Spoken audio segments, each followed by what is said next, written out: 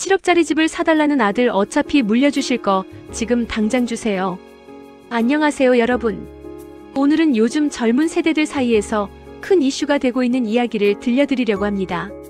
바로 집값 때문에 벌어지는 부모와 자녀 간의 갈등입니다. 결혼을 앞둔 아들이 7억 원짜리 집을 사달라고 요구하는 상황. 부모는 2억 정도는 줄 생각이 있었지만 7억은 너무 부담스러워합니다. 그런데 아들은 어차피 돌아가시면 상속받을 재산 지금 달라며 단식투쟁까지 시작했다고 하네요. 예비 며느리는 그 집 아니면 결혼 안 한다고 못을 박았고요. 과연 부모는 자식의 결혼을 위해 노후 자금까지 털어야 할까요? 자식은 부모에게 이런 요구를 할 권리가 있는 걸까요? 오늘은 세 사람의 시선으로 각각 들여다본 이 가족의 이야기를 들려드리겠습니다.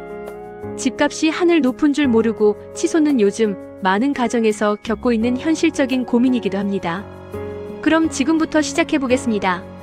어머니 박영순 60세의 마음. 박영순은 침실에서 통장을 펼쳐놓고 한숨을 쉬고 있었다. 남편과 함께 40년 동안 모은 돈이 총 5억 원. 여기에 현재 살고 있는 아파트가 4억 원 정도니까 전 재산이 9억 원쯤 된다. 2억은 줄 생각이었는데 7억이라니. 영수는 계산기를 두드려봤다. 남편은 올해 63세로 2년 후 퇴직 예정이다. 퇴직금이 1억 정도 나올 예정이지만 그것만으로는 노후 생활이 불안했다. 우리가 85세까지 산다고 하면 25년을 더 살아야 해.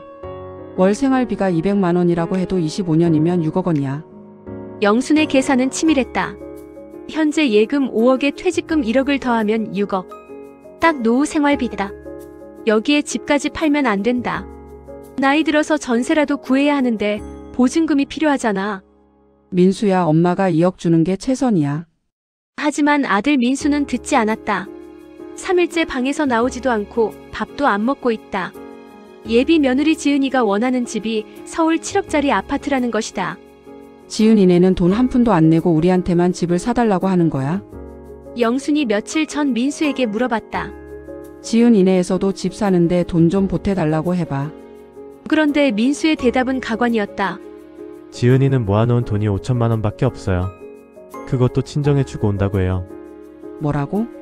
5천만 원을 친정해줘? 그럼 우리한테는 뭘 가져와? 영수는 뒷목을 잡았다.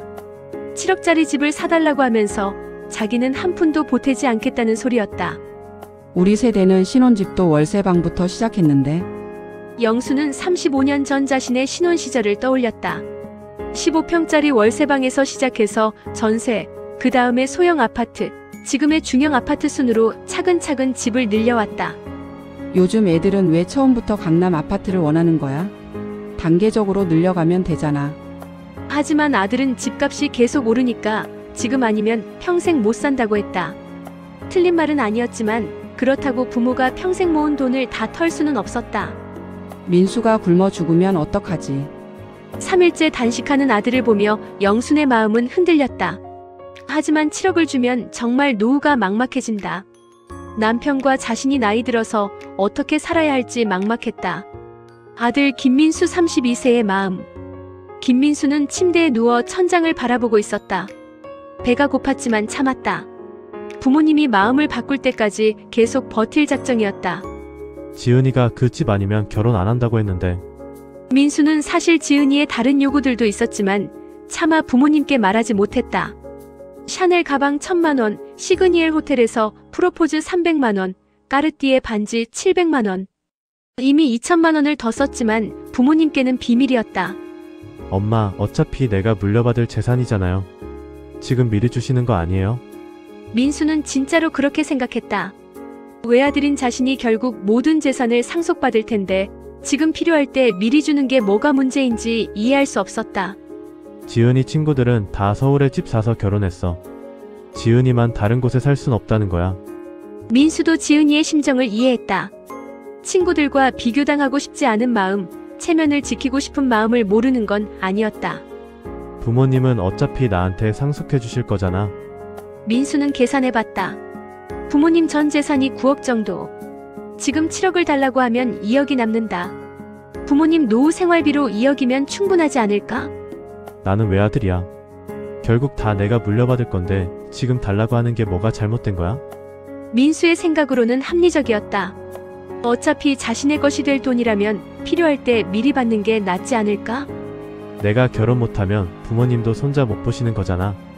민수는 부모님을 협박하는 게 아니라고 생각했다. 현실적인 조건을 제시하는 것뿐이라고 생각했다.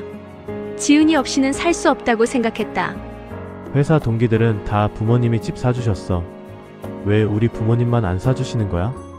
민수의 직장 동료들은 대부분 부모의 도움으로 집을 마련했다. 어떤 친구는 10억짜리 집을 사주기도 했다. 자신만 유독 부모의 도움을 못 받는 것 같아서 억울했다. 배고프지만 참아야 해. 부모님이 마음을 바꾸실 때까지. 민수는 각오를 다졌다. 사랑하는 지은이와 결혼하기 위해서라면 무엇이든 할 수 있다고 생각했다. 예비 며느리 이지은 29세의 마음. 이지은은 카페에서 친구들과 앉아 있었지만 마음은 불안했다. 민수가 부모님께 단식 투쟁을 하고 있다는 소식을 들었기 때문이다. 언니, 민수 오빠가 진짜 7억짜리 집 받을 수 있을까? 친구 미영이가 걱정스럽게 물었다. 모르겠어. 근데 그 집 아니면 난 정말 결혼 못하겠어. 지은이의 목소리에는 확신이 있었다. 그녀에게는 나름의 이유가 있었다. 내 친구들 봐.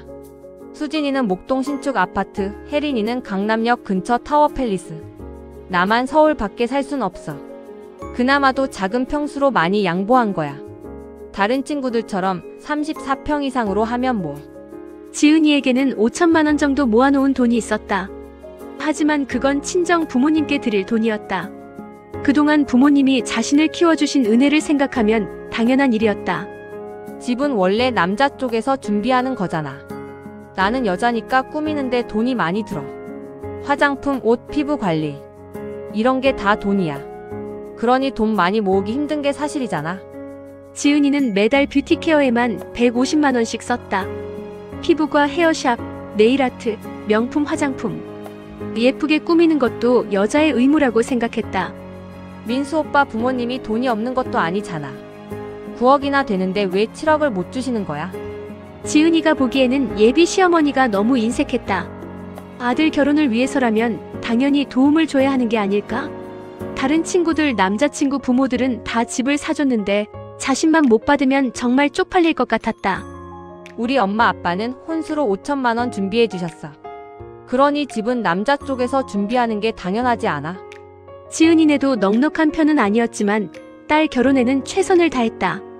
혼수 준비에 5천만 원, 결혼식 비용에 3천만 원을 준비했다. 만약에 민수 오빠가 그 집을 못 사주면 정말 결혼을 다시 생각해 봐야겠어. 지은이는 민수를 사랑했지만 사랑만으로는 결혼할 수 없다고 생각했다. 특히 자신이 원하는 생활 수준을 포기할 수는 없었다. 친구들 만날 때마다 어디 사니? 가 첫 번째 질문이야. 서울이 아닌 경기도 어딘가에 산다고 하면 시선이 달라져. 지은이에게는 체면이 중요했다. 동창회에서도 직장 동료들과의 모임에서도 거주지가 자신의 정체성을 나타내는 중요한 요소였다. 민수 오빠가 단식하고 있다는데 몸은 걱정되지만 어쩔 수 없어. 지은이는 민수의 건강이 걱정되기도 했지만 동시에 이번 기회에 확실히 해결되기를 바랐다.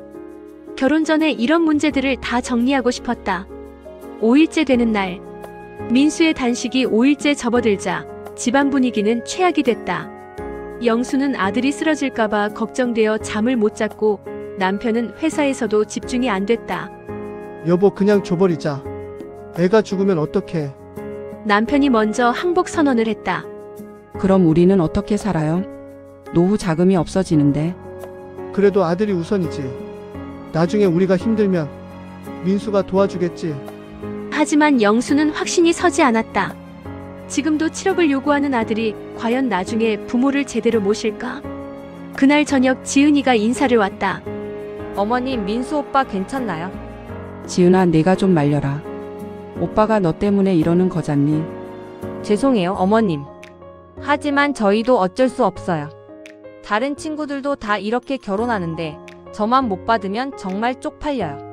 지은이는 미안해하는 기색은 있었지만 자신의 요구가 당연하다고 생각했다. 집 살 때 돈을 보태달라고 하면 뭐라고 답할지 뻔했다. 저는 5천만 원밖에 없어요. 그것도 친정에 드려야 해요. 그리고 어머님, 집은 원래 남자가 준비하는 거 아니에요? 저는 여자라서 꾸미는데 돈이 너무 많이 들어요. 그래서 모아놓은 돈이 적은 건 당연하잖아요. 결국 내린 결정. 7일째 되던 날 영수는 결국 결정을 내렸다. 현재 살고 있는 아파트를 팔기로 한 것이다. 4억에 팔고 예금 5억과 합쳐서 9억. 여기서 7억을 주고 2억으로 작은 전세집으로 이사 가기로 했다. 서울에서는 구하기 힘들고 부천이나 인천으로 나갈 생각이다. 그 지역 외곽에는 그나마 우리가 살 수 있는 집이 있겠지. 둘이니 작아도 되지 않을까? 그렇게 생각하지만 오랫동안 살던 터전을 버리고 다른 지역에서도 집값 싼 데 찾아 외곽으로 찾아가야 한다니 생각만 해도 한숨이 났다. 하지만 자식 이기는 부모가 있던가.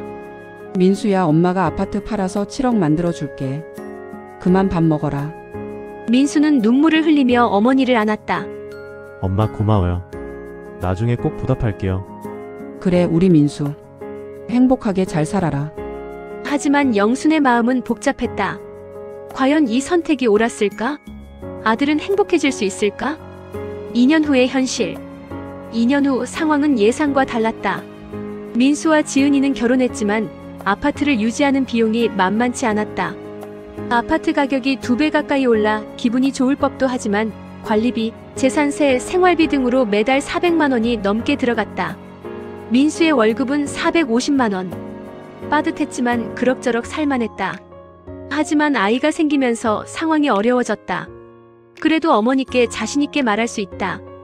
엄마가 옛날 집 팔아서 이 집 산 덕에 집값도 2배 가까이 오르고 손주도 보셨잖아요. 하지만 여보, 어머니께서 도움을 요청하셨어. 지은이가 걱정스럽게 말했다. 어머니 사시는 곳 전세 보증금을 올려달라고 했대. 지금 돈이 하나도 없는데 어떻게 하냐고 어렵다고 연락이 온 것이다. 우리도 여유가 없는데 어떻게 도와드려? 민수는 고민이 깊어졌다. 부모님이 자신에게 모든 재산을 다 써주셨는데 이제 와서 도와드리지 못하는 자신이 미안했다. 한편 영순과 남편은 1억 5천만 원짜리 작은 전세집에서 살고 있었다. 남편이 퇴직한 후 수입이 크게 줄어서 생활이 팍팍했다. 게다가 전세 보증금도 올려달라고 한다. 아직 2년밖에 살지 않아 전세갱신권 덕에 얼마 올리지는 못했지만 2년 후가 큰 걱정이다. 그때 2억만 줬으면 좋았을 텐데. 영수는 가끔 후회했지만 이미 돌이킬 수 없었다. 에필로그 마이너스 3년 후. 3년이 지난 지금 이 가족은 각자 다른 생각을 하고 있다. 영수는 건강이 나빠져 병원비가 많이 들어간다.